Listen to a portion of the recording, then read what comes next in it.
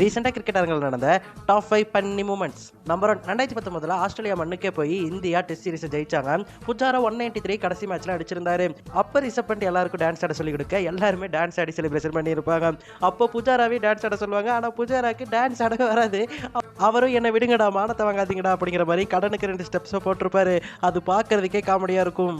கண்டிப்பா உங்க ஃப்ரெண்ட்ஸ் குரூப்லயும் எல்லாமே கெத்தா பண்ணுவாங்க, ஆனா டான்ஸ் மட்டும் மொக்கையாடுவாங்க. அந்த மாதிரி ஒரு ஆள் இருப்பாங்க.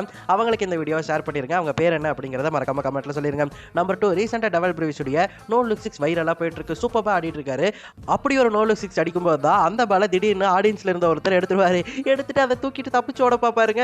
எல்லாருமே துரத்திட்டு இருப்பாங்க. அப்ப திடீர்னு நான் எடுத்துட்டு ஓடவே இல்லப்பா அப்படின்னு சொல்லிட்டு திரும்ப வந்து பாலை கொடுத்துருப்பாரு. பையன் பீர் அதிகமா குடிச்சிட்டாரு போல, அதுக்கே இவ்வளவு மப்பேர் இருக்கு. நம்பர் 3, இது ரீசெண்டா டிஎன்பிஎல்ல நடந்தது. நம்ம லோக்கல் கிரிக்கெட்ல பண்ணுவோம்ல, அதே மாதிரி அஸ்வின் பண்ணியிருக்காரு. ரீசெண்டா டிஎன்பிஎல்ல அஸ்வின் ஒரு பாலை வீச பெரியசாமி அதை மிஸ் பண்ணிடுவாரு. அதுக்கப்புறம் அந்த டீமே அந்த பாலை ஓவர் த்ரோ அடிச்சு விளையாடிட்டு இருப்பாங்க. அதை பயன்படுத்திக்கிட்டு பேட்டிங் டீம் 4 ரன் ஓடி இருந்திருப்பாங்க. இதுக்கும் அது 30 யார்ட் சர்க்கிளையே தாண்டி இருக்காது. அப்படி ஒரு ஓவர் த்ரோ டிராமா அது. ஆனா இதை பார்க்கும்போது ஒரு பக்கம் சோகமா இருக்குங்க. இந்த மாதிரி நிறைய என்டர்டைன்மெண்டான தருணங்களை ஐபிஎல் அஸ்வின் என்ன கொடுத்திருக்காரு. ஆனா ஐபிஎல் இருந்து இப்ப அவர் ரிட்டையர்ட் ஆகிட்டாரு. அவரை கண்டிப்பா எல்லாரும் மிஸ் பண்ணுவோம். அவரை நீங்களும் மிஸ் பண்ணீங்க அப்படின்னு சொன்னா எல்லோ கலர் ஆர்ட்டை கமெண்ட்ல போடுங்க. நம்பர் 4, ஆஹா பிங்க் தொப்பி இந்தியா ஜெர்சி, அந்த ஸ்டெப்ஸ் பாருங்கயா, என்ன அழகா டான்ஸ் ஆடுறாருன்னு சொல்லிட்டு அந்த ஆரா ஃபார்மிங் கிட்ட இருக்காரு இல்லையா, அவரை விட இவர் தான் பெஸ்ட். ரீசெண்டா நடந்த இந்தியா vs இங்கிலாந்து மேட்ச்ல தான் இந்த ஸ்டெப்ஸ் இவர் போட்டிருப்பாரு. இவரோட ஸ்டெப்ஸ் கியூட்டா இருந்ததாலேயே இது செம வைரல் ஆச்சு.